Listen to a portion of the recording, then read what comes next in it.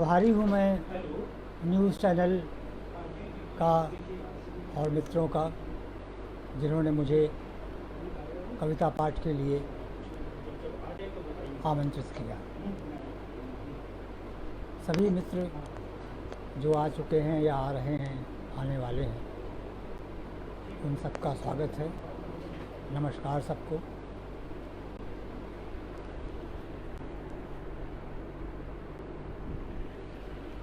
इधर पिछले 3-4 महीनों से कुछ ऐसी मना स्थिति है कि कविता पाठ के लिए अपने को बहुत अनुकूल नहीं पा रहा था। लेकिन जब न्यूज़ चैनल के मित्रों ने आग्रह किया तो सिर आँखों पर उसको मैं लेता हूँ। और मैं ये मानता हूँ कि एक ऐसे समय में जब सारे माध्यम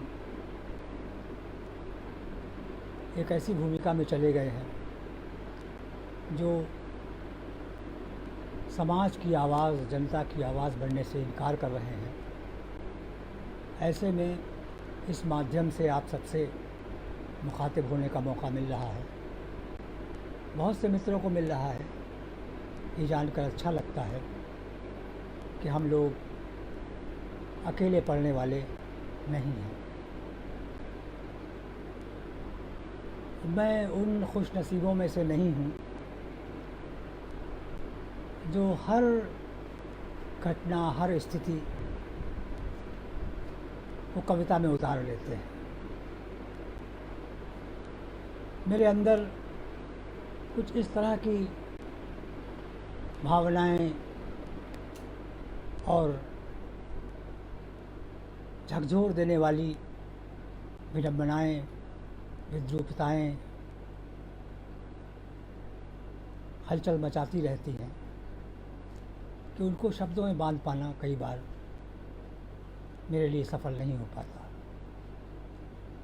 इधर कविता लिखने में भी बहुत गति नहीं रह गई है। शब्द पीछा करते हैं कि कुछ उनकी पकड़ में आ सके, पर कई बार बहुत कुछ शब्दों की पकड़ में नहीं आ पाता। कभी कभी स्थितियाँ पीछा करती हैं शब्दों का कि शब्दों में प्रवेश कर सकें, शब्दों में व्यक्त कर सकें अपने को, लेकिन उसमें भी सफलता नहीं मिलती। एक ऐसा वक्त है जिसमें जो हमारी चेतना में दुनिया है, बहुत बड़ी दुनिया है, पर मुझ जैसे कवि या हम जैसे कवियों की चेतना में जो दुनिया है वो कई बार चाह करके भी कविता में समा नहीं पाती। तो सोचता हूँ कि कविता क्या कर सकती है, कवि क्या कर सकता है। कई बार बहुत असहायता का एहसास होता है, असमर्थता का एहसास होता है,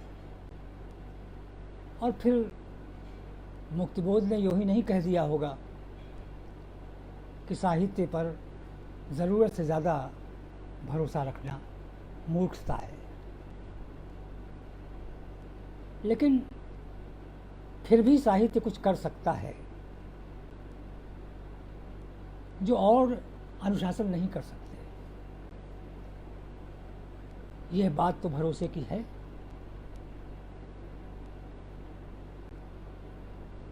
कि जब हमारे पास कोई ऐसा सामर्थ्य न हो कि हम स्थितियों को बदलने का दावा कर सकें, दुनिया को अपने सपनों के अनुरूप बनाने का वादा कर सकें,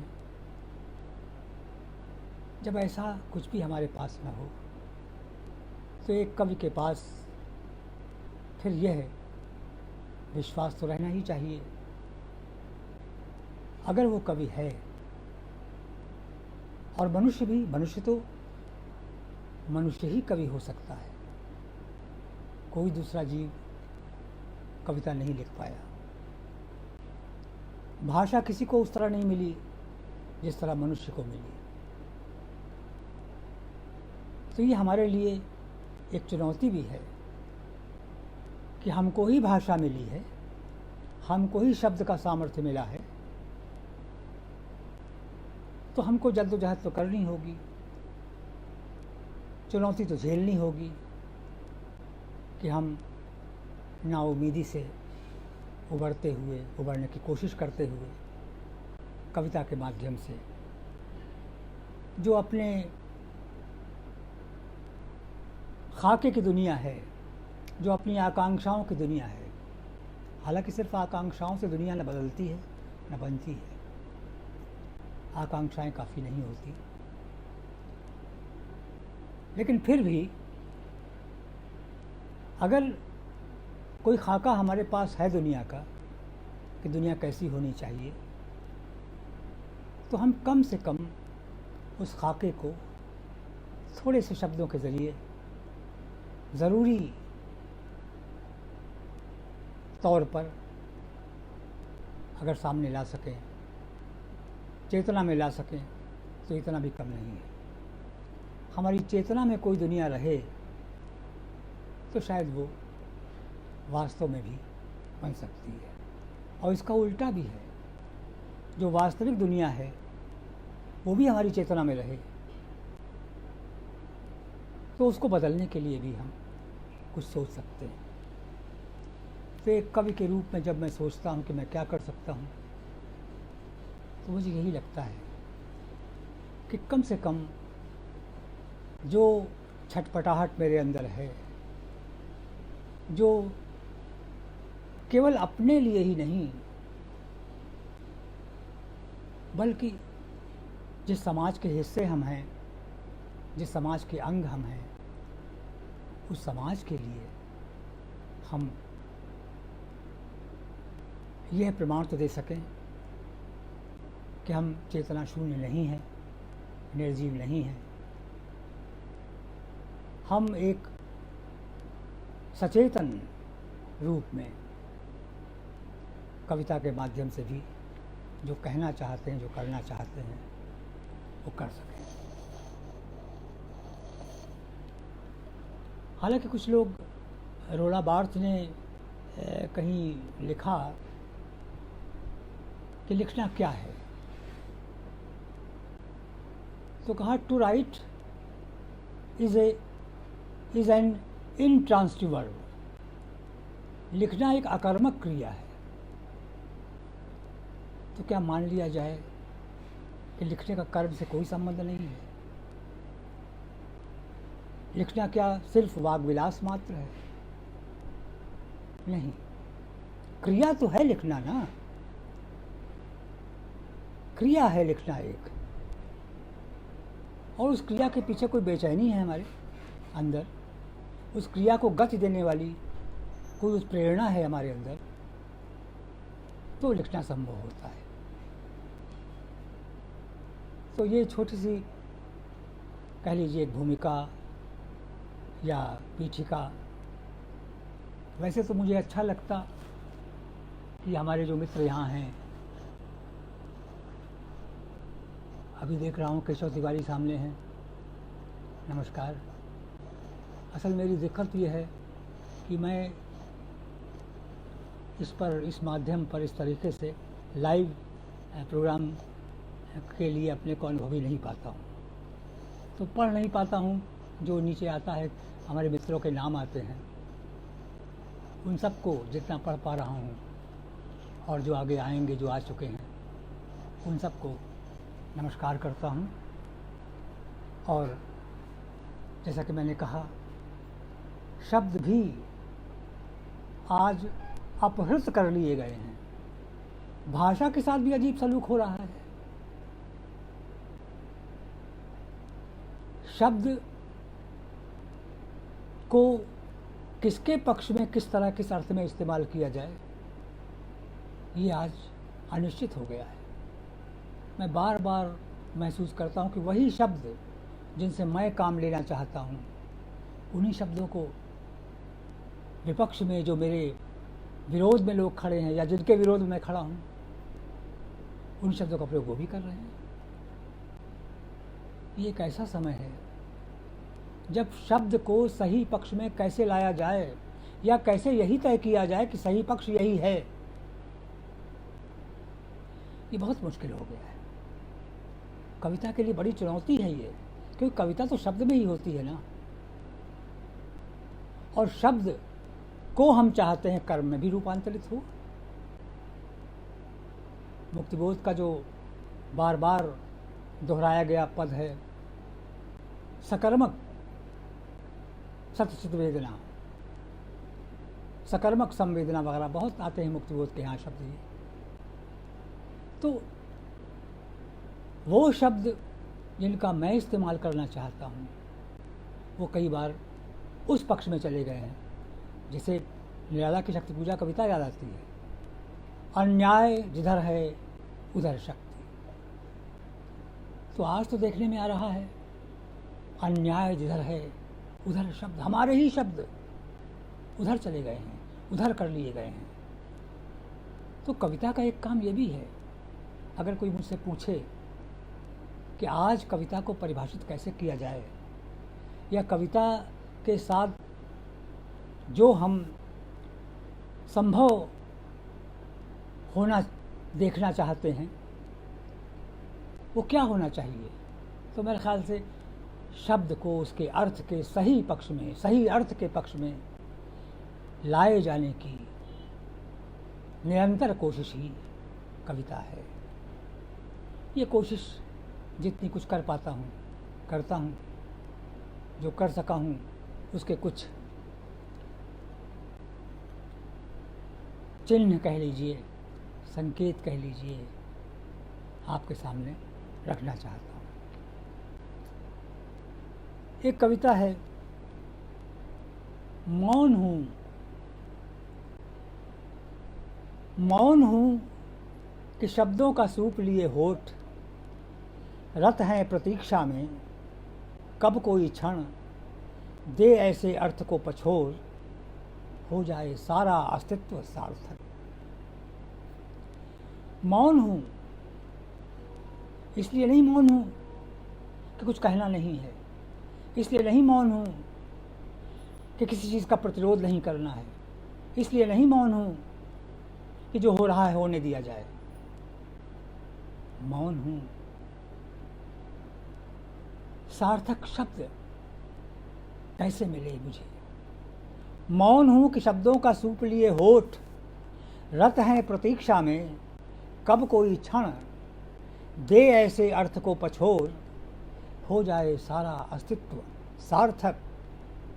कौन हूँ, कौन हूँ कि प्रश्नों से मुंह छिपाए बैठा हूँ प्रश्नों की ओट, कौन हूँ कि प्रश्नों से मुंह छिपाए बैठा हूँ प्रश्नों की ओट, कब कोई क्षण दे जाए ऐसा अंजोर, प्रश्न ले टटोल मुझे आर पार तक।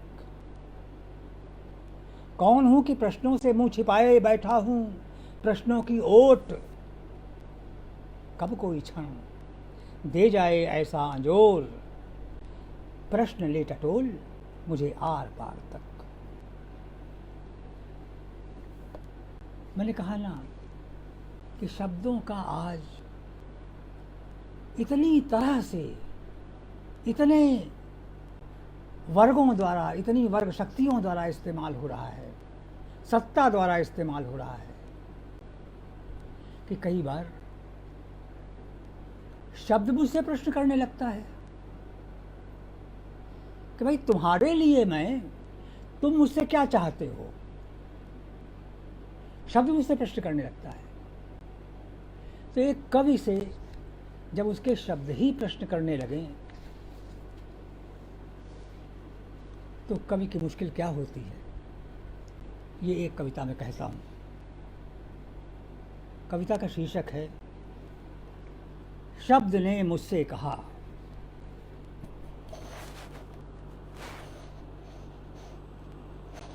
शब्द ने मुझसे कहा, मुझे लो एक डोर की तरह थामो और कुछ इस अंदाज से झटको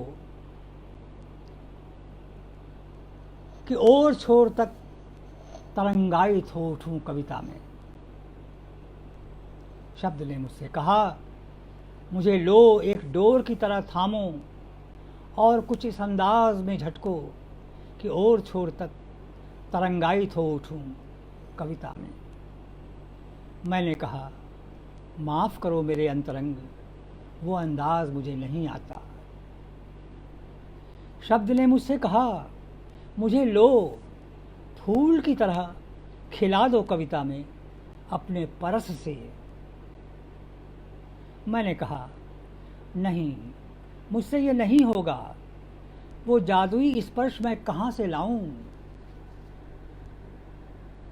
शब्द ने मुझसे कहा, तो फिर जो सात्विक आग तुम में है उसी को सार्थक करो। शब्द ने मुझसे कहा कि तो फिर जो सात्विक आग तुम में है उसी को सार्थक करो। सुलगा दो अगरबत्ती सा मुझे कि कविता के पोर पोर में मैं ही मैं महक उठूं। मैंने कहा, नहीं नहीं, मुझसे यह भी नहीं होगा, मुझसे यह भी नहीं होगा, क्योंकि सचमुच अगर कोई आग कहीं है, क्योंकि सचमुच अगर कोई आग मुझ में है तो क्या वह इतनी निरर्थक होगी कि अलग से कोई प्रयास मुझे करना पड़े उसे सार्थक करने के लिए। शब्द ने मुझसे कहा, तब फिर यही करो ना कि विचारों के थैलों में ज़रूरत से ज़्यादा बारूद जो तुमने भर रखी है, थोड़ी सी वही भर दो मुझ में। शब्द ने मुझसे कहा कि तब फिर यही करो ना कि विचारों के थैलों में ज़रूरत से ज़्यादा जो बारूद भर रखी है तुमने, थोड़ी सी वही भर दो मुझ में। आग मैं खुद पैदा कर लूँगा तुम्हारी कविता में कहीं टकरा कर, ताकि विस्फोट कर सकूं। नहीं नहीं, मैंने कहा, नहीं, मुझसे यह भी नहीं होगा, यह भी नहीं होगा मुझसे,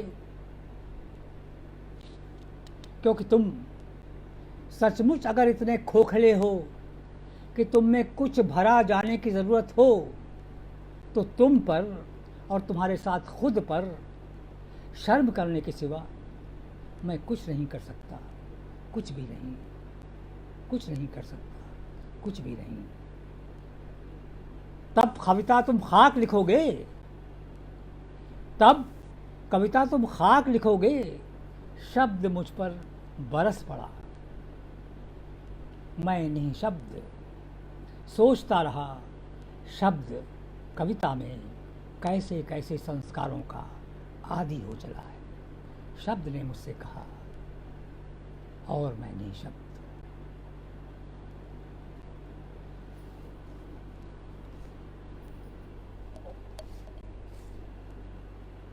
एक कविता है, ये कुछ संग्रह हैं जो प्रकाशित हो चुके हैं, उन संग्रहों में से भी कुछ कविताएं पढ़ रहा हूँ।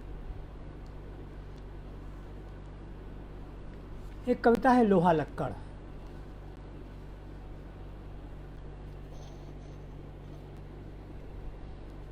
सोना उछले या गिरे हमें क्या। आप पढ़ते ना अखबार में, सोना उछला, सोना उछला है, दाम बढ़ते हैं जब। सोना उछले या गिरे हमें क्या, सोना गले पड़ा हो हार बन या नाक चढ़ा हो कील बन हमें क्या। सोना मंदिर के कंगूरों पर मढ़ा हो या सैयद बाबा की ताबीज़ पर हमें क्या। मोती मूंगों से जड़ा हो या हीरे पन्नों से हमें क्या। हमें मालूम है सोने की औकात, हमें मालूम है सोने की औकात, किसी भी हाथ की उंगलियों के बीच जब भी होगा हद से हद होगा अंगूठी भर। मुझे मालूम है उसकी औकात, किसी भी हाथ की उंगलियों के बीच जब भी होगा हद से हद होगा अंगूठी भर। हथौड़ा भर जब भी होंगे हम ही होंगे, लोहा लक्कड़ तो हम ही हैं ना। लोहा लक्कड़ तो हम ही हैं ना, लोहा लक्कड़। आजकल आपने देखा प्रवासी मजदूरों का हाल इस कोरोना काल में। करोड़ों लोग जो अपने गांवों से, अपने घरों से, अपने समाज से दूर विषम स्थितियों में रहते हुए तथाकथित विकास के लिए अपना हाड़ तोड़कर मेहनत करने में अपने को झोंक देते हैं। कोई पूछने वाला नहीं था उनका कि किस हाल में वो हैं। धारावी यूं ही नहीं बन गया एक दिन में। एक एक कमरे में कितने कितने लोग रहते हैं। सरकार को कभी, किसी को भी कभी चिंता नहीं हुई उन हालात को देखने की जिनमें वो रह रहे थे और विकास का डंका पीटा जा रहा था। आदिवासियों का क्या हाल है, किसानों का क्या हाल है, ये सब बताने की ज़रूरत नहीं है। ये आप सब जान चुके हैं। अब ढका छिपा कुछ भी नहीं है। ना उस विकास की पोल अनखुली रह गई है, ना उस टेक्नोलॉजी की पोल अनखुली रह गई है। सब सामने आ चुका है। तो कुछ कविताएं आपको इस तरह की भी सुनाता हूँ। एक कविता है लौटना आदिवासी भरोसे का। पहले आए वे जिन्हें अपने पर गुमान था सभ्य होने का। पहले आए वे जिन्हें अपने पर गुमान था सभ्य होने का। उन्होंने कहा हमें जंगली। रंग में तो हम उनके उलट थे ही, रंग में तो हम उनके उलट थे ही, सिर्फ इसलिए नहीं कि हमारी चमड़ी सफ़ेद नहीं थी उनकी तरह, बल्कि इसलिए भी कि जिस अर्थ में उन्होंने हमें जंगली कहा था हम उसके उल्टे अर्थ में थे जंगली। जंगली यानी सचमुच जंगल के, जंगल जो अपनी ज़मीन, अपनी हवा, अपना पानी, अपने दरख्त सबको हमारे लिए आज़ाद रखता था। लेकिन वे जो अपने को सभ्य समझते थे उनके लिए सभ्यता थी आज़ादी का विलोम। उलट पुलट यहीं से शुरू हुई। उलट कर हमें भी खड़ा होना था, हम हुए। न होते तो क्या हम में से कोई हुआ होता बिरसा मुंडा को याद करिए। उलट कर हमें भी खड़ा होना था, हम हुए। न होते तो क्या हम में से कोई हुआ होता विरसा। फिर वे आए जिन्हें अपने पर गुमान हुआ कि वे हाका न लगाते तो ना आती आज़ादी। जैसे हम जंगल में शिकार पर निकलते थे, वे निकले शहरों से शिकार करने। उन्होंने हमारी ज़िंदगियों को भी देखा शिकारी की तरह और हमारी पहचान को भी। उन्होंने कहा इन दरख्तों का तुम क्या करोगे। हमें जंगली कहते थे और हम जंगलियों से कहा कि इन दरख्तों का तुम क्या करोगे जो तुम्हें सिर्फ लकड़ी देते हैं चूल्हा जलाने को। हम यहाँ दौलत के दरख्त लगाएंगे। तुम इन खानों खदानों का क्या करोगे जिनमें तुम्हें दिखता ही नहीं वह सब जो हम देख लेते हैं। तुम्हें काले को सफ़ेद करने का गुर भी तो नहीं आता। तुम अपने इन स्रोतों को क्या करोगे, स्रोत पानी के, तुम इन पानी के स्रोतों का क्या करोगे जो तुम्हें सिर्फ पानी देते हैं। हमें तो ये नीला सोना देंगे। उन्होंने कहा जो अपने को सभ्य कहते थे और हमें जंगली।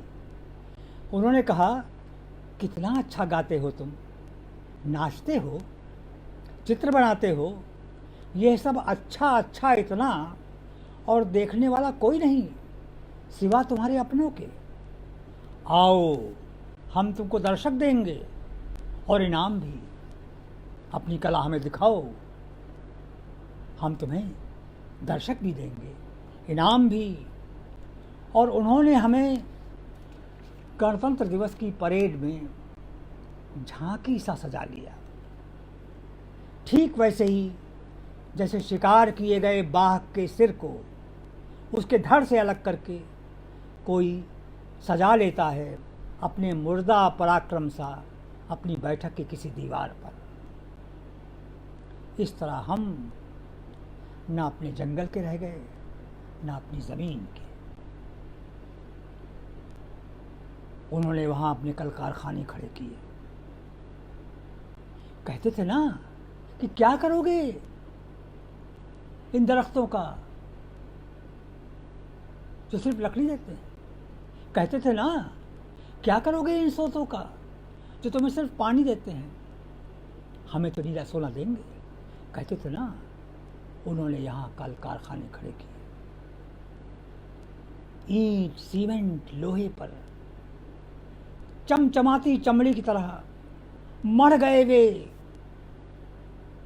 सब। जहाँ हम थे वहाँ आधिपत्य कर लिया उन्होंने। लेकिन हम भी सोच रहे हैं, ईंट सीमेंट लोहे पर चमचमाती चमड़ी की तरह मढ़े हैं वे जहाँ, वहाँ ज़रूर आएगा भूचाल। आएगा, ज़रूर आएगा भूचाल, और हम देखेंगे। तब यह पहचानते कितनी देर लगेगी कि यहाँ आया है लौटकर कौन। पहचानना पड़ेगा उन्हें। वो अपने को सभ्य कहते हैं, हमें जंगली। हम आएंगे, हम आएंगे अपने भरोसे के साथ। हम आएंगे, हम आएंगे अपने भरोसे के साथ।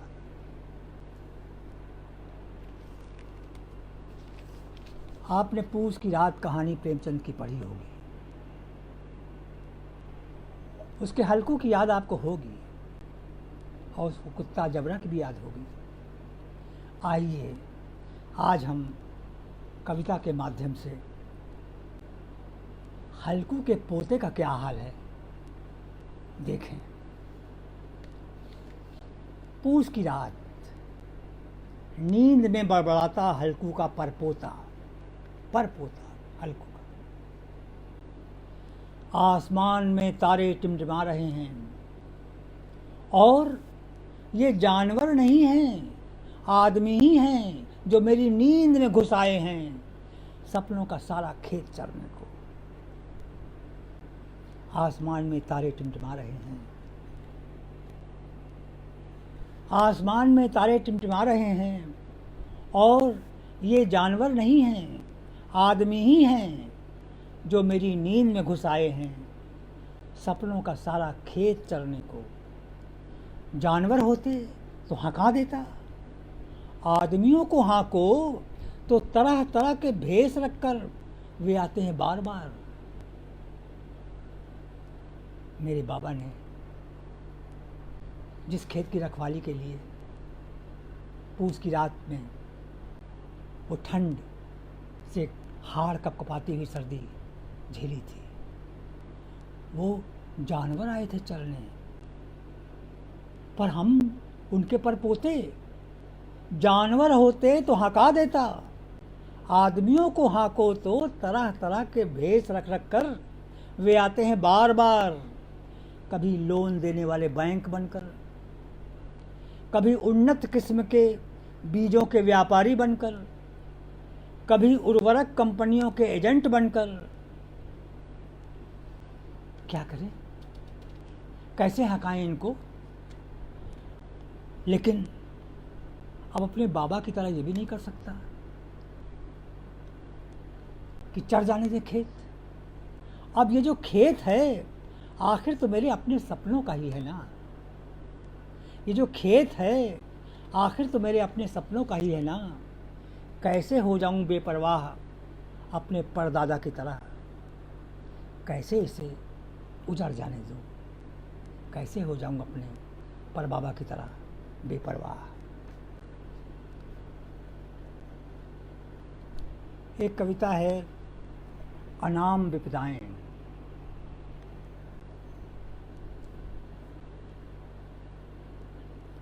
न आंधी, न पानी, न तूफान, न ओले, कुछ भी तो नहीं।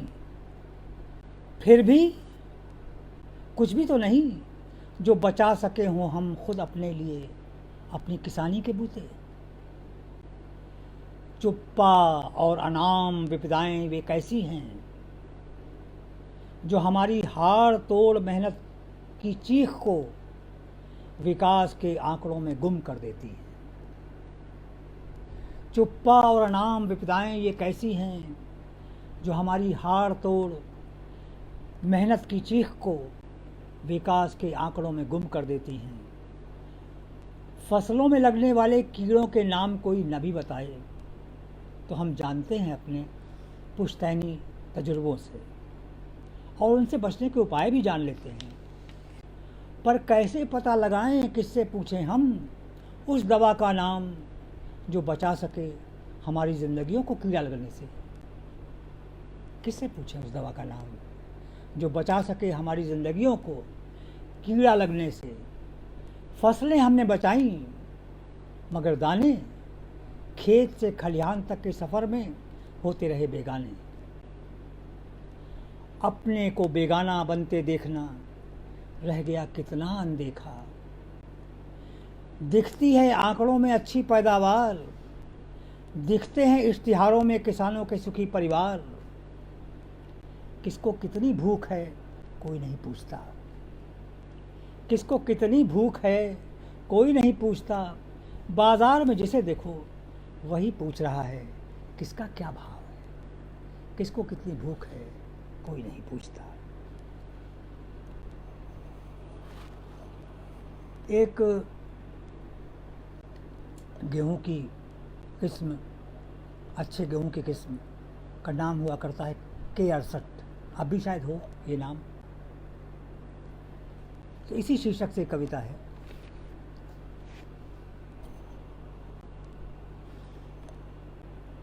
इसी नाम से खरीदे जाते हैं हम, बेचे जाते हैं इसी नाम से। हम बोरों में बंद कर दिए गए गेहूं हैं K68। हमें अंग्रेज़ी नहीं आती, न हमारे उन अपनों को आती है जो हमें उगाते हैं, जो हमें उगाते हैं खुद अपने को खपा कर। हमें बोरों में बंद कर मज़दूरों के पेट की कीमत पर उनकी पीठ का भार बना ट्रकों पर लाद दिया गया है। हमें बोरों में बंद कर मज़दूरों की पेट की कीमत पर उनकी पीठ का भार बना ट्रकों पर लाद दिया गया है। संसद में बहस हो रही होगी गरीबी रेखा पर, संसद में बहस हो रही होगी गरीबी रेखा पर। बाजार में रेखा के इधर होगी, तोंदों की ऐंठ उधर होगी, पिचके पेटों की ऐंठन। बोरों में बंद होंगे हम, खुलने को सिर्फ वहाँ जहाँ भूख को मिटाकर लिखा जा रहा होगा मुनाफा। बोरों में बंद होंगे हम, खुलने को सिर्फ वहाँ जहाँ भूख को मिटाकर लिखा जा रहा होगा मुनाफा।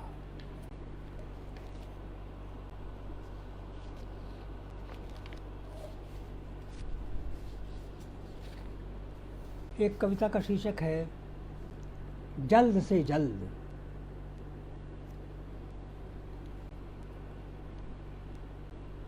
सुना झूठ के पाँव नहीं होते,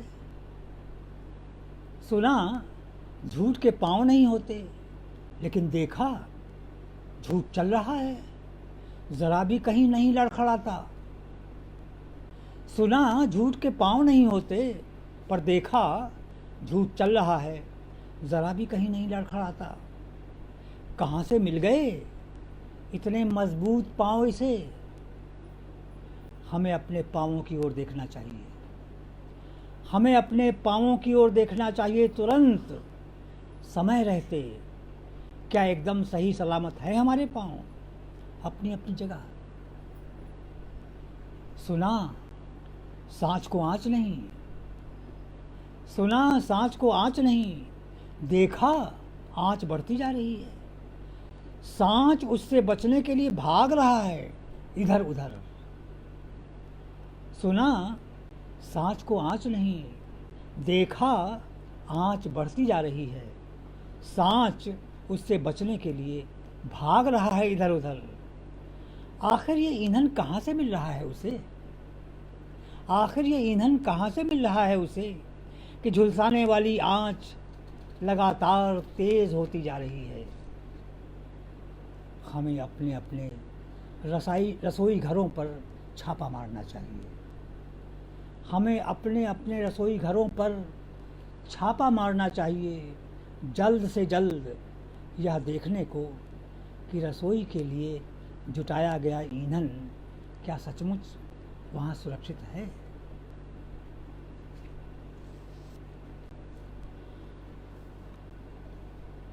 एक कविता, पसीने पर लिखी कविता।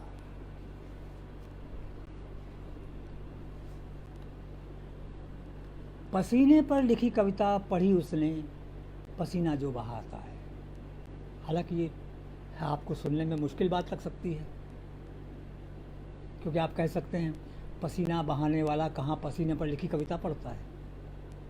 और ख़ास तौर से आज की कविता पर शिकायत ही यही है कि वो इतनी बौद्धिक हो गई है, इतनी गद्यात्मक हो गई है कि पसीना बहाने वाले उसको पसंद ही नहीं करते। लेकिन खैर, ऐसा हुआ। पसीने पर लिखी कविता पढ़ी उसने, पसीना जो बहाता है, न कुछ आया समझ में। हाथ से पोंछा पसीना तो गिरी एक बूंद कविता पर पसीने की, वहीं एकदम जहां उसको बताया गया था मोती। कविता में उसको आंसू की, पसीने की बूंद को मोती बताया गया था। तो हाथ से पोंछा पसीना तो गिरी एक बूंद कविता पर पसीने की, वहीं एकदम एकदम जहां उसको बताया गया था मोती, कि जैसे कह रही हो, लो मुझे देखो कि मैं क्या हूँ। दिखी अब तो पसीने पर लिखी कविता पसीना पसीना होती। दिखी अब तो पसीने पर लिखी कविता पसीना पसीना होती। कहाँ ये बूंद सचमुच के पसीने की, कहाँ मोती, कहाँ ये बूंद सचमुच के पसीने की। इसी का एक दूसरा अंश भी है कविता का, इसी शीर्षक से। पसीने पर लिखी कविता जहाँ पर ख़त्म होती है, वहाँ उपमान आता है पसीने के लिए मोती। पसीने की कोई भी बूंद पर मोती नहीं होती। पसीने की कोई भी बूंद पर मोती नहीं होती। वहाँ पसीने की कोई भी बूंद पर मोती नहीं होती। अगर होती, उसे भी बेध कर तुम हार में अपने पिरो लेते। अगर होती, उसे भी बेध कर तुम हार में अपने पिरो लेते। हमारे हाथ क्या आता, छलकते आँख में आंसू। शुरू होती कहीं फिर एक कविता, आंसुओं को भी कहा जाता जहाँ मोती। पसीने पर लिखी कविता पढ़ी उसने, पसीना जो बहाता है, न कुछ आया समझ में।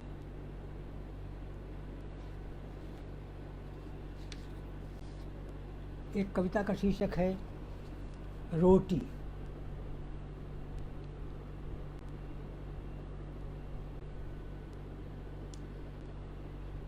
मेरा धर्म है भूख मिटाना, रोटी कह रही है। मेरा धर्म है भूख मिटाना, मैं ऐसे हर इंसान को काफिर समझती हूँ जो बिना भूख के मुझे खाता है। मेरा धर्म है भूख मिटाना, मैं ऐसे हर इंसान को काफिर समझती हूँ जो बिना भूख के मुझे ग्रहण करता है। मैं नास्तिक हूँ, अलौकिकता में मेरा कोई विश्वास नहीं। मैं नास्तिक हूँ, अलौकिकता में मेरी कोई आस्था नहीं है। मैं पोई गई ठेठ पार्थिव हाथों से, मैं पोई गई ठेठ पार्थिव हाथों से। पृथ्वी पर हूँ, पृथ्वी की हूँ, नहीं तो मेरा आकार भी क्यों होता पृथ्वी जैसा। मैं पृथ्वी की हूँ, पृथ्वी पर हूँ, मैं पोई गई ठेठ पार्थिव हाथों से। एक कविता है,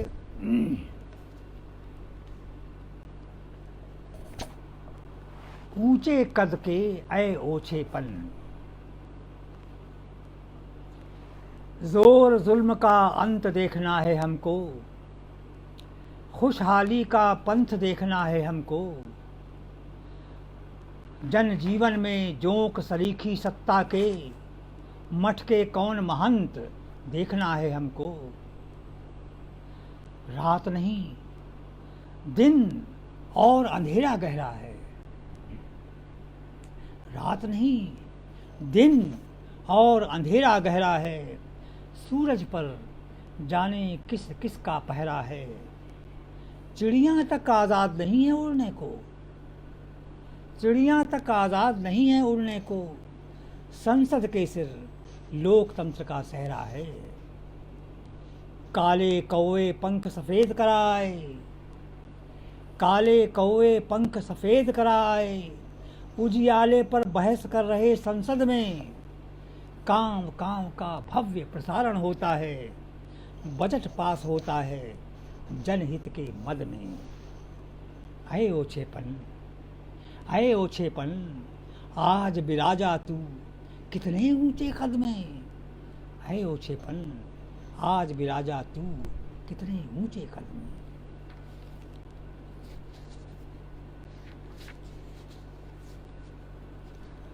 काम मुश्किल, इस शीर्षक से दो कविताएं हैं छोटी।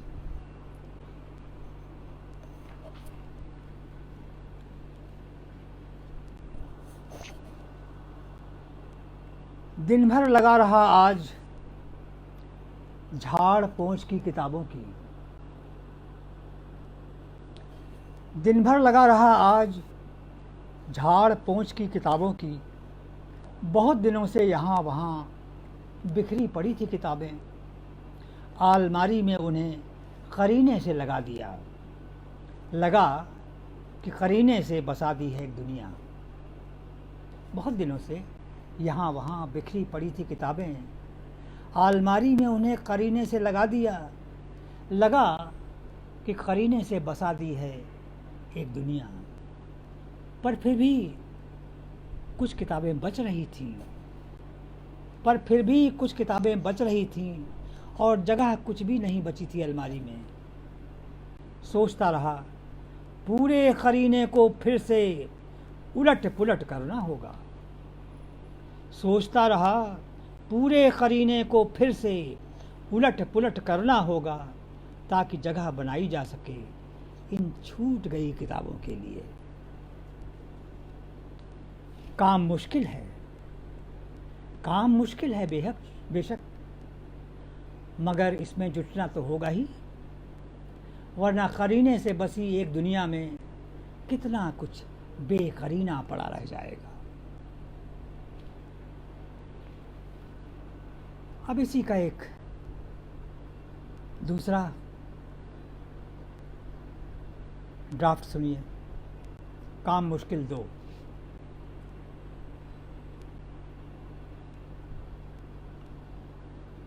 ये दुनिया है तुम्हारी किताबों की अलमारी नहीं है। ये दुनिया है तुम्हारी किताबों की अलमारी नहीं है कि इतनी आसानी से इसे व्यवस्थित किया जा सके। ये दुनिया है तुम्हारी किताबों की अलमारी नहीं है।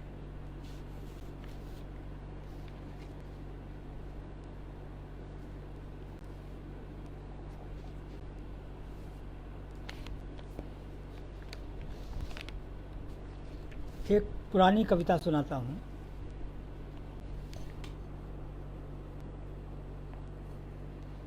नकाब पोश। ये शहर जो किसी का नहीं है, न मेरा न तुम्हारा। ये शहर ये शहर जो किसी का नहीं है, न मेरा न तुम्हारा। जाने किस अधिकार से समय असमय हमारे घर के दरवाज़ों की दरारों से ताक झाँक करता है।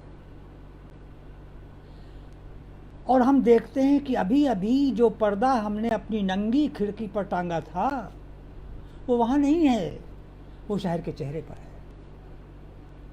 ये शहर जो किसी का नहीं है, न मेरा न तुम्हारा। जाने किस अधिकार से समय असमय हमारे घर के दरवाज़ों की दरारों से ताक झाँक करता है।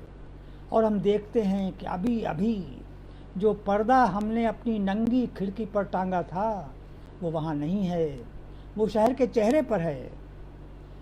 शहर खुश है, शहर खुश है कि हम उसे पहचान नहीं सकते।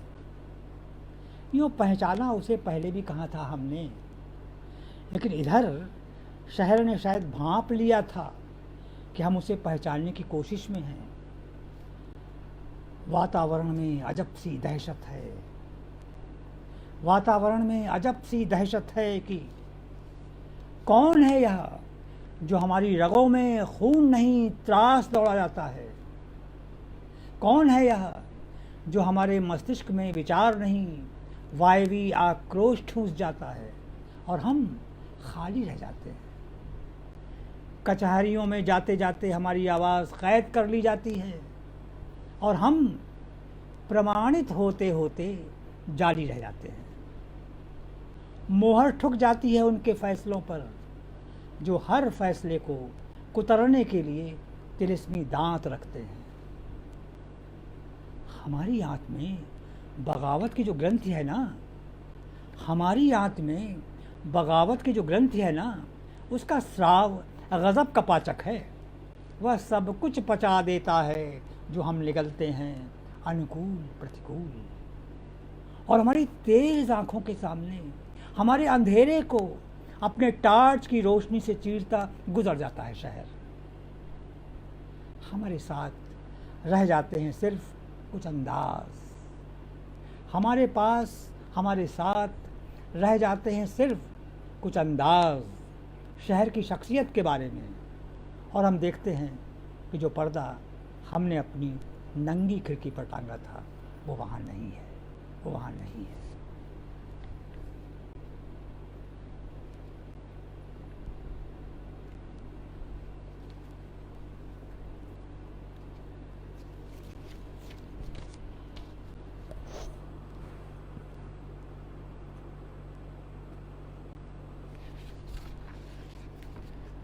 एक इतिहास से प्रसंग लिया है। बहादुर शाह ज़फ़र के बारे में आप जानते ही हैं, तो मन हुआ उनसे बातचीत की जाए कुछ। कभी कभी ऐसी बेचैनी भी होती है जब जो नहीं हैं, अनुपस्थित हैं, उनसे मुखातिब होने से भी ताकत मिलती है। तो आइए थोड़ा बहादुर शाह ज़फ़र से एक संवाद करें कविता में।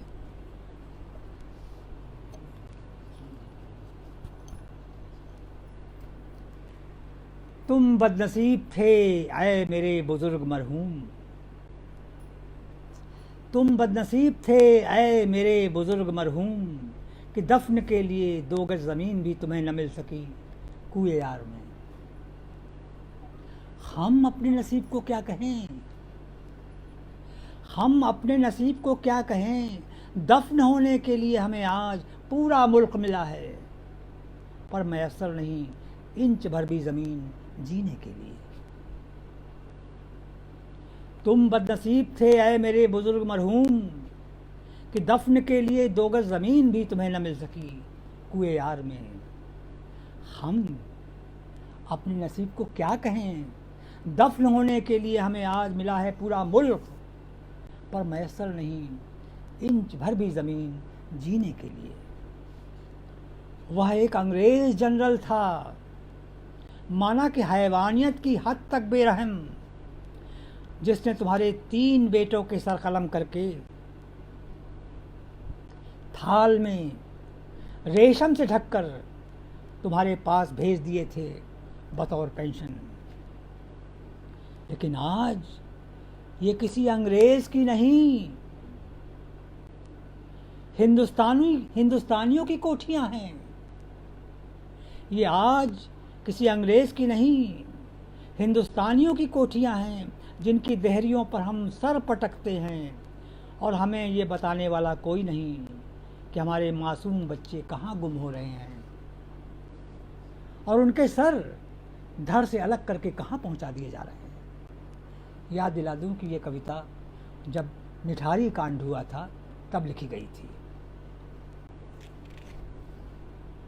लेकिन आज ये किसी अंग्रेज की नहीं, निठारी जैसी जगहों पर हिंदुस्तानियों की कोठियां हैं, जिनकी देहरियों पर हम सर पटकते हैं और हमें ये बताने वाला कोई नहीं कि हमारे मासूम बच्चे कहाँ गुम हो रहे हैं और उनके सर धड़ से अलग करके कहाँ पहुँचा दिए जा रहे हैं। ऐ मेरे बुजुर्ग मोहतरम, अंग्रेज़ कंपनी बहादुर के जुल्म के मारे किसानों और दस्तकारों और मेहनत कशों के खून का उबाल तुमने देखा था। वह खून आज वर्ल्ड बैंक के किसी खाते में जमा कर दिया गया है। वह खून आज वर्ल्ड बैंक के किसी खाते में जमा करा दिया गया है और हमारे किसानों को कोई कुछ बताने वाला नहीं है कि वे क्या कर सकते हैं खुदकुशी करने के सिवा। इतिहास के वे पुराने पन्ने अब पीले पड़ चुके हैं। इतिहास के वे पुराने पन्ने अब पीले पड़ चुके हैं। छूते ही लगता है तुड़ मुड़ जाएंगे, पर इन पन्नों पर लहू के जो सूख चुके छींटे हैं, हम उनकी पहचान कर रहे हैं। इन पन्नों पर लहू के जो सूख चुके छींटे हैं, हम उनकी पहचान कर रहे हैं। वे सिर्फ राजाओं महाराजाओं के खून के नहीं हैं। हम उन छींटों से अपनी रगों में दौड़ते खून का मिलान कर रहे हैं। हमारा लहू सिर्फ इतिहास के पन्नों पर सूख चुका लहू नहीं है। हमारे रक्तकण उमड़ कर किसी भी क्षण ज्वार बन सकते हैं और हम एक नया जन उभार बन सकते हैं।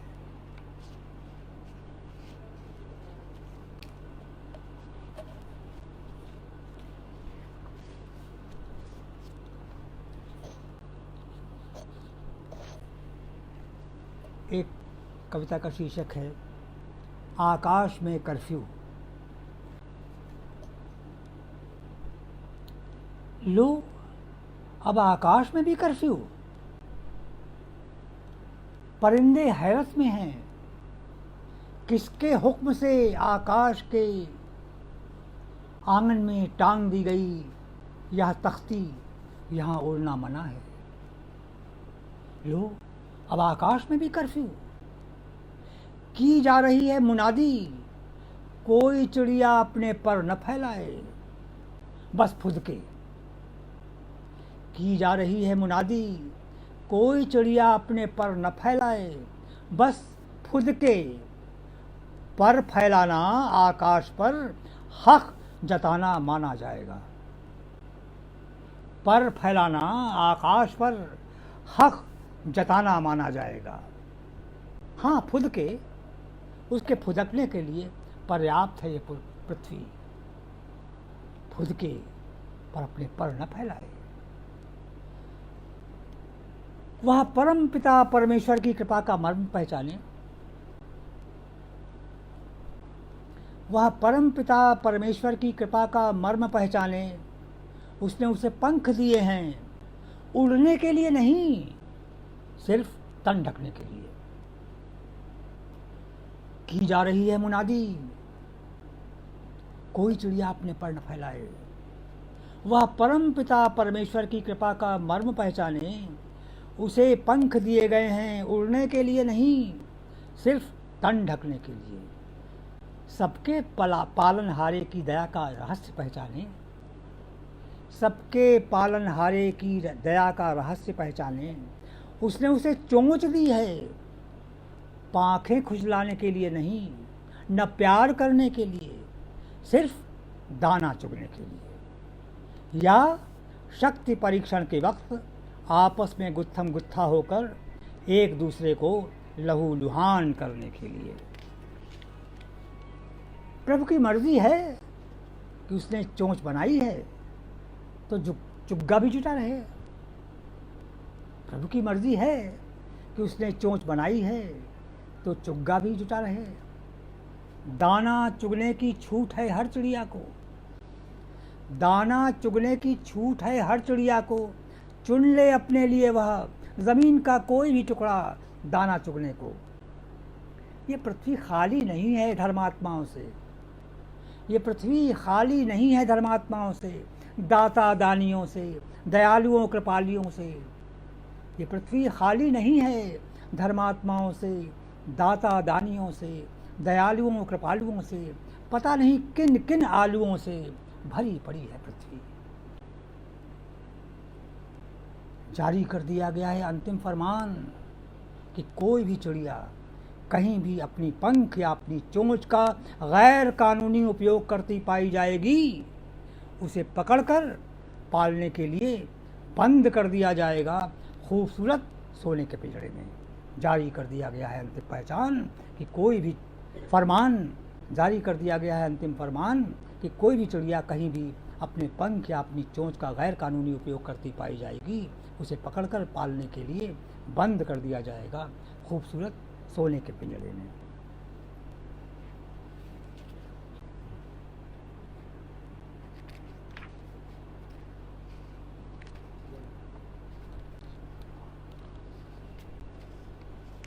अब ये कविताएं जो अभी तक आपको सुनाई हमने, इसके बाद इसमें आपने महसूस किया हो, शायद आपको लगा हो कि मैं निराश हो रहा हूँ, नाउमीदी का शिकार हो रहा हूँ। वैसे देखिए, सच्ची बात तो यह है कि वक्त ऐसा है कि कोई संवेदनशील आदमी ये दावा नहीं कर सकता कि वो कभी डिप्रेस्ड नहीं होगा, अवसादग्रस्त नहीं होगा। कोई दावा नहीं कर सकता। लेकिन इसके बावजूद सांस तो आ रही है ना। तो मित्रों, सांस तो आ रही है ना, तो सांस आ रही है, उसके लिए कोई विश्वास तो चाहिए। अब वो विश्वास कैसे हम जुटाते हैं? अपने अतीत, अपने वर्तमान, अपने भविष्य से। ये हमें निरंतर सोचते रहना है। और इसी सोचते रहने के क्रम में एक कविता में जो मैं अनुभव करता हूँ उसको कहने का प्रयास करता हूँ। शीर्षक है साबुत दिल के वारिस।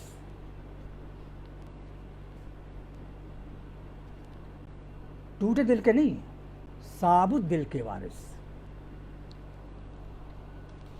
मेरे पिता, मेरे पिता के पिता, मेरे पिता के पिता के पिता, सब ने प्यार किया, सब ने प्यार किया। सब किसी न किसी के लिए हुलसे थे या तड़पे, सब ने किसी न किसी की राह में आंखें बिछाई थी, सबकी आंखें किसी न किसी के लिए छलकी थीं। खुद वे कितने भी टूटे हों, दिल को उन्होंने कभी टूटने नहीं दिया।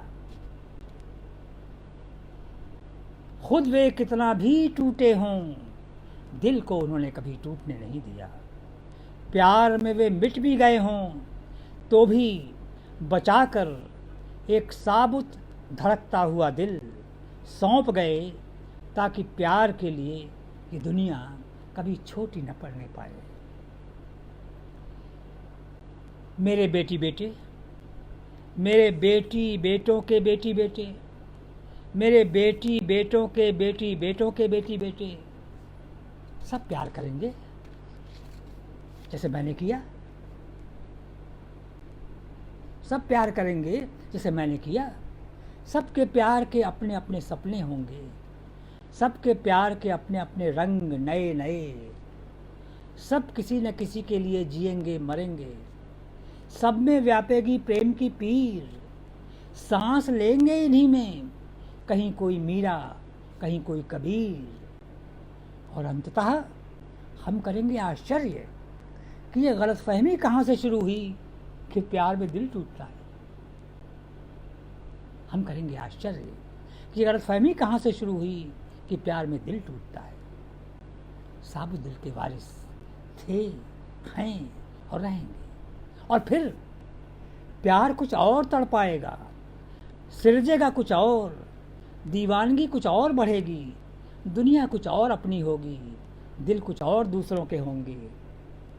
हम हों न हों, हम हों न हों, साबुत दिल के वारिस हरदम रहेंगे दुनिया में। साबुत दिल के वारिस हरदम रहेंगे दुनिया में।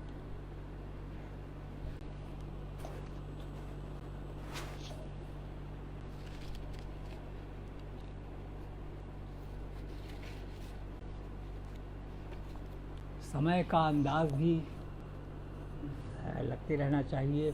मित्रों, मैं नहीं समझ पा रहा हूँ कि आप लोग कितना कैसा अनुभव कर रहे हैं इन कविताओं को सुनकर, लेकिन क्या और सुनाना चाहिए? कुछ ऐसा आप कुछ संकेत करें।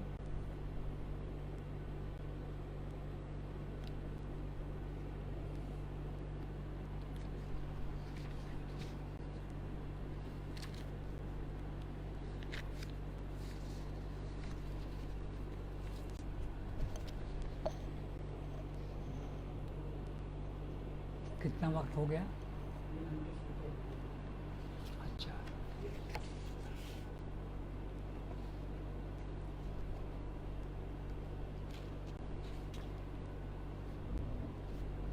एक कविता और सुना करके फिर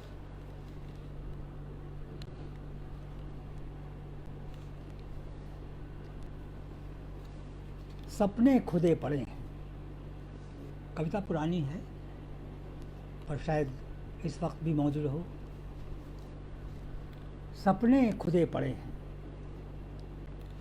ये यूँ समझ लीजिए कि जो मज़दूर मेहनतकश लोग काम करते हैं,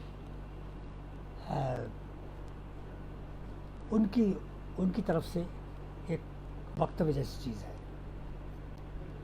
उधर जहाँ तुमसे एक मचान बनवाया था उन लोगों ने अपने लिए, अब सन्नाटा है।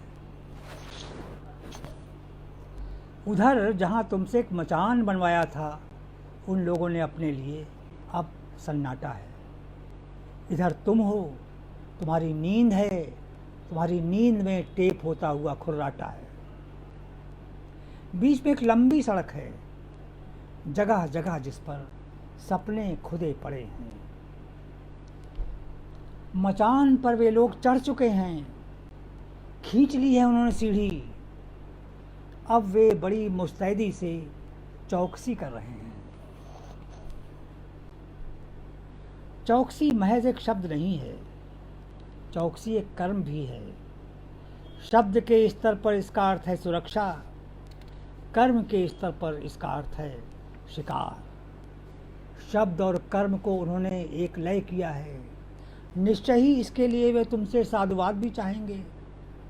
हालांकि उनके लिए श्रेय की चीज़ सिर्फ उनकी पारदर्शी चतुराई है, जिसके इस पार वे शिकार देखते हैं जो तुम होते हो, जिसके उस पार उन्हें सुरक्षा दिखती है, दरअसल जो खुद उनकी होती है, लेकिन जिसे तुम समझते हो अपनी, और तुम्हें नींद आने लगती है। माना नींद तुम्हारी बेफिक्री का सबूत है, लेकिन बेफिक्री अगर पपड़ियों की तरह सूख कर जम गई हो चेहरे पर, तो जाहिर है कि तुम्हारे खून में और तुम्हारी धमनियों में एका नहीं है, फूट है। सूखी हुई पपड़ियों की नियति है उचटना, और तुम्हारी नींद की नियति सोचना होगा ना। नहीं, मुझे कोई अधिकार नहीं है तुम्हारी नींद पर कोई टिप्पणी करने का। यह अधिकार भी शायद तुम्हारे औजारों के उसी झोले में है जिसे तुम अगली सुबह के लिए उस मचान पर रखाए हो, जो तुमसे बनवाया था उन लोगों ने अपने लिए। बेफिक्र रह सकते हो तुम, और गर्व तो सोते में क्या जगते में भी कर सकते हो तुम अपने आप पर कि उनके लिए तुम भूलने लायक चीज़ नहीं हो। ख़ास तौर से ये ऊबड़ खाबड़ सड़क जिससे होकर वे गुज़रे थे तुम्हारे बीच से, इसका ध्यान उन्हें अंत तक रहेगा। ये पूरी व्यवस्था करेंगे ये सड़क समतल और पक्की कराने की, ठीक अपनी ही तरह। मैं तुम्हारे और उनके बीच कहाँ हूँ या वे समझें और तुम जानो। मैं सिर्फ इतना जानता हूँ कि मैं इस सड़क पर पड़ा हुआ कुछ हूँ, तुम्हारा ही कुछ, और इससे बेहतर कि वे आएँ पक्की कराने को ये सड़क तुम्हारे ही हाथों। मुझे बिल्कुल यह हक़ है कि मैं इस पर खुदे पड़े सपनों को, जिससे बराबर आँख चुराते रहे हैं वे लोग जो इस वक्त मचानों पर हैं, तुम्हारी आँखों की तरफ मुखातिब कर सकूँ। तुम्हारी आँखों की तरफ मुखातिब हुए बिना कोई भी सपना क्या मेरी आँखों का अपना हो सकता है? तुम्हारी आँखों की तरफ मुखातिब हुए बिना कोई भी सपना मेरी आँखों का नहीं हो सकता। शुक्रिया।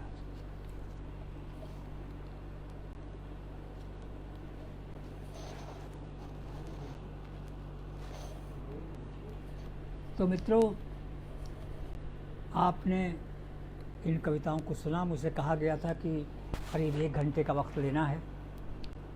मुझे उम्मीद है कि थोड़ा ज़्यादा वक्त भले ही ले लिया हो, लेकिन शायद मैंने आपका वक्त ज़ाया नहीं किया होगा। इन कविताओं के माध्यम से मैं आपसे बात कर सका,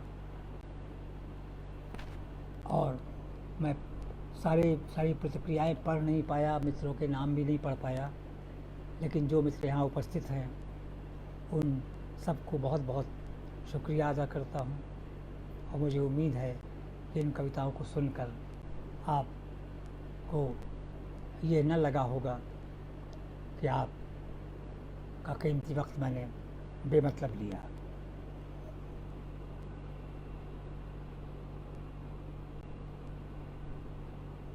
कुछ अगर आपको पूछना हो या कुछ और बात करनी हो तो खुशी होगी हमें।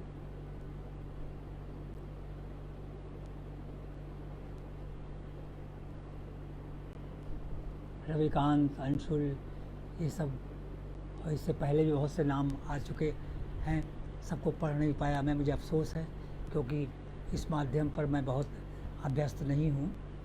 तो लेकिन जिन लोगों ने मेरे साथ इन कविताओं में शिरकत की, उनका बहुत बहुत आभारी हूँ।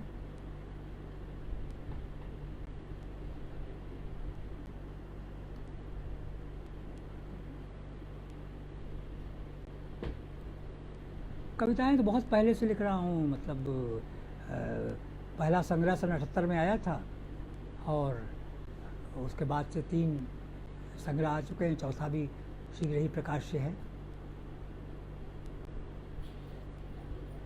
अपनी कविता पर रविकांत पूछ रहे हैं कि अपनी कविता पर कुछ कहिए। अब एक कवि खुद अपनी कविता पर क्या कह सकता है? कविता के माध्यम से जो कह सकता है वो आपने सुन लिया, पर कविता पर क्या कहे कवि खुद, ये बहुत मुश्किल सी बात है। और फिर वो जो बहुत प्रचलित पंक्ति है तुलसीदास की, निज कवित्व कही लागनी का। लेकिन मैं ये तो नहीं कहूँगा कि मुझे हर कविता बहुत अच्छी ही लगती है अपनी, बल्कि कई बार तो ऐसा होता है जब पहले भी कविताएं लिखी तो तुरंत छपवाई नहीं, रखी रहीं डायरियों में। जब बार बार एक अरसे बाद पढ़ने पर कुछ लगा कि कुछ हो सकता है इसमें सार, तो फिर प्रकाशित करवाने का साहस किया। बल्कि साहस क्या किया कि जो संग्रह आया पहले संग्रह के बाद करीब कई सालों बाद, वो शैले ने उसका संपादन किया, संकलन किया, उसका नाम हर कोशिश है बगावत आया। तो मैं अपनी कविता पर खुद क्या कहूँ, आप लोगों की जो प्रतिक्रियाएं हैं वही मुझे बताएंगे कि मेरी कविता कैसी है। अब ये अमित कह रहे हैं सर अभी बोलते रहिए, तो अब क्या बोलता रहूं, मतलब आप कुछ अगर कहें, हाल में कोई कविता लिखी हो तो सुनाइए। अब असल में मैं इन दिनों आगरा में हूँ और जो लिखा पढ़ा वो इलाहाबाद में ही ज़्यादातर रखा हुआ है। और जैसा मैंने शुरू में ही कहा था कि इधर 2-3 महीनों से कुछ ऐसा बहुत कुछ उमड़ता रहा मन में, लेकिन ऐसी मनस्थिति या ऐसी सामर्थ्य जुटा नहीं पाया कि शब्दों में उसे बांध सकूं।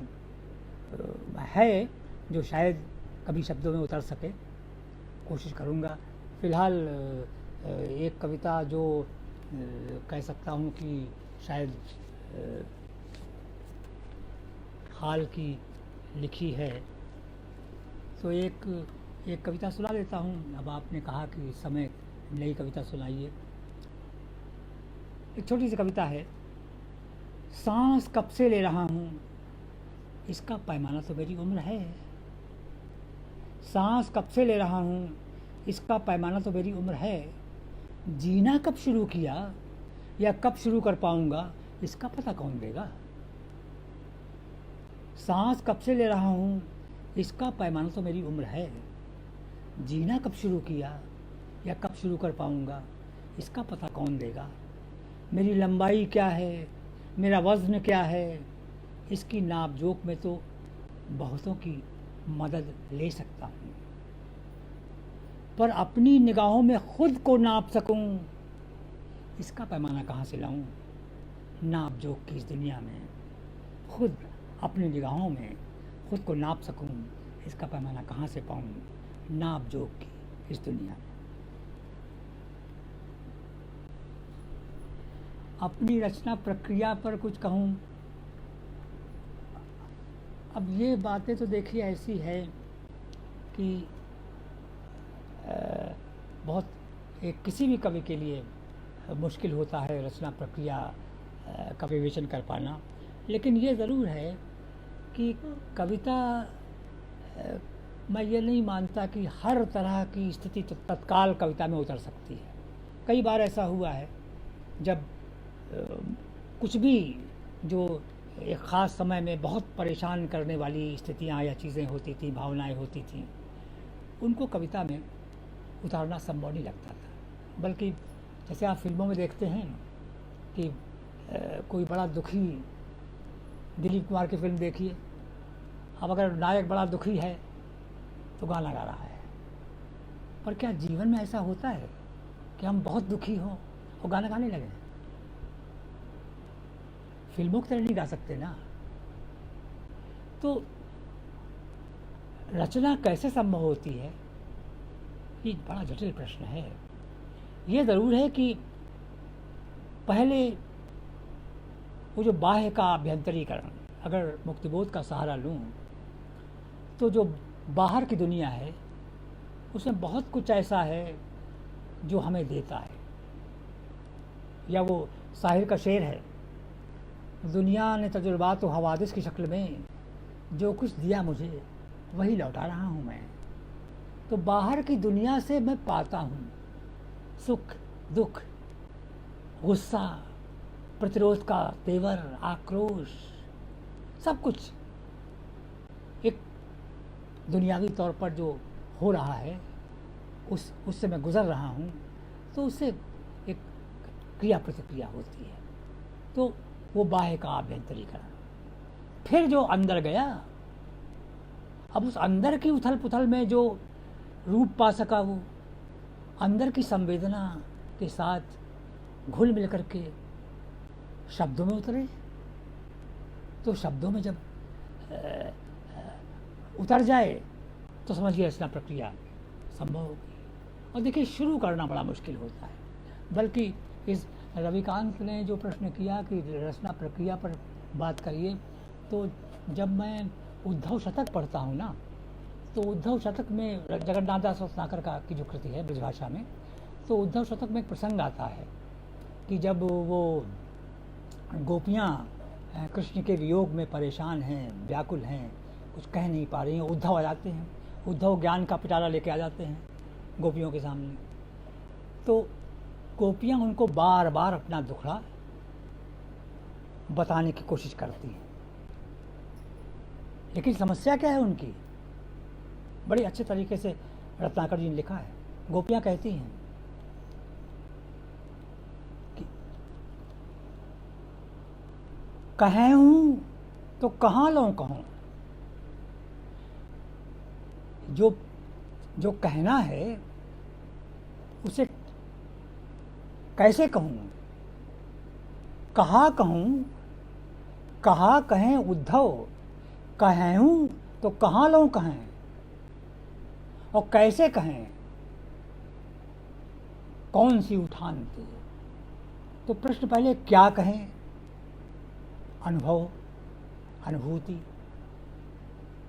जो घात प्रतिघात बाहर और अंदर का हो रहा है वो सब। तो समस्या होती क्या कहें, सब कुछ यथावत नहीं कहा जा सकता कविता में। तो कहाँ कहें, क्या कहें, और कहा शब्दों में बंध ही नहीं रहा तो क्या कहें। और मान लो तय करने की ये कहना है तो कहें हूँ तो कहाँ लऊँ कहें। इतना विस्तार है कि कहाँ तक कहें, उसकी सीमा बनानी होगी। फिर अगर सीमा भी बना ली तो कैसे कहें, वो शैली, वो भाषा, वो अभिव्यक्ति की प्रणाली कैसे पाएं जिसमें वो सब अट जाए। और फिर अंतिम बात, कहें पुण्य कौन सी उठान थे, कहाँ से आरंभ करें। तो एक प्रकार से जो गोपियों का दर्द है वो सिर्फ कृष्ण के प्रति गोपियों की विरह का दर्द नहीं है, वो हर लेखक का, हर कवि का दर्द होता है। क्या कहें, कहाँ तक कहें, फिर कैसे कहें, फिर आरंभ कहाँ से करें। तो यही रचना प्रक्रिया है। इस रचना प्रक्रिया से सबको गुजरना होता है, मुझे भी गुजरना पड़ता है। फिलहाल इतना ही कह सकता हूँ रचना प्रक्रिया के बारे में।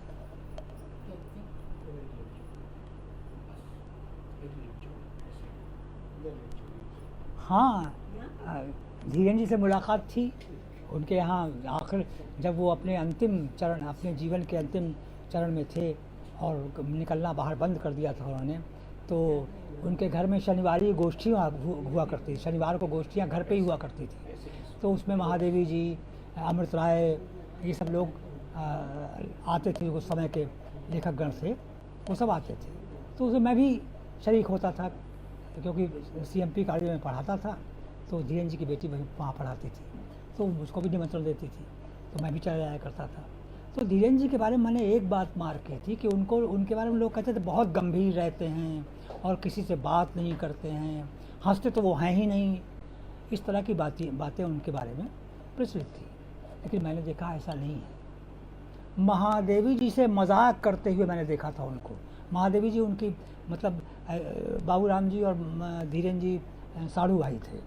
तो महादेवी जी की एक बहन लगती थी, वो बाबूराम जी को ब्याही थी और दूसरी इनको धीरेन जी को। तो धीरेन जी उस रिश्ते से महादेवी जी से मजाक करके हंसते भी थे, मैंने उनको देखा। तो कहने का आशय कि कई बार जो बहुत गंभीर व्यक्तित्व होता है, ऐसा नहीं वो भी उसके चेहरे पर कभी मुस्कान आती ही ना हो। तो ऐसा भी धीरेन जी की ऐसी छवि भी मेरे मस्तिष्क में है।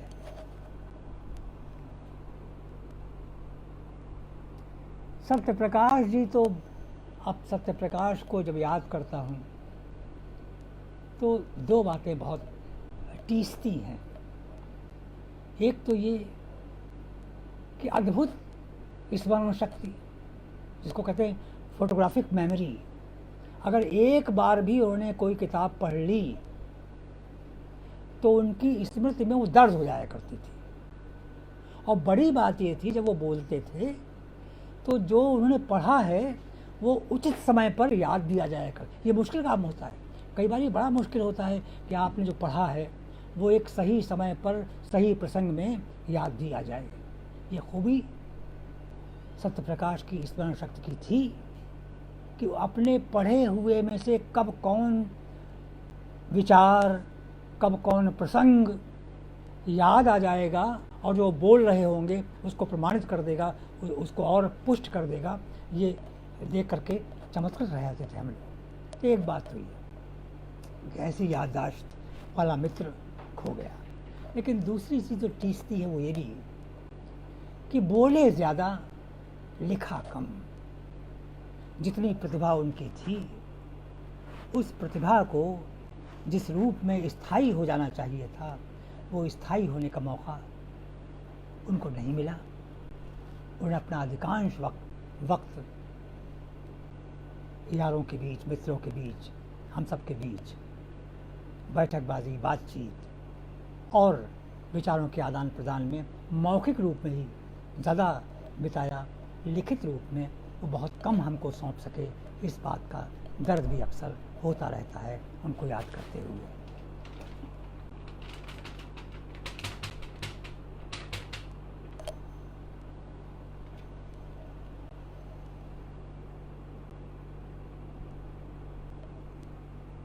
अब देखिए, ये सब बात, ये जो प्रश्न आप कर रहे हैं, ये प्रश्न तो एकेडमिक है। तो अब कविता के साथ बहुत अकादमिक चर्चा नहीं होनी चाहिए।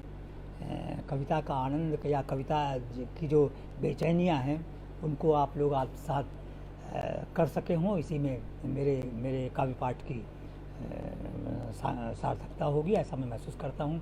फिर कभी मिलेंगे तब पुरानी बातें भी सुनाएंगे। अभी फ़िलहाल इतना ही। बहुत बहुत शुक्रिया, बहुत बहुत धन्यवाद।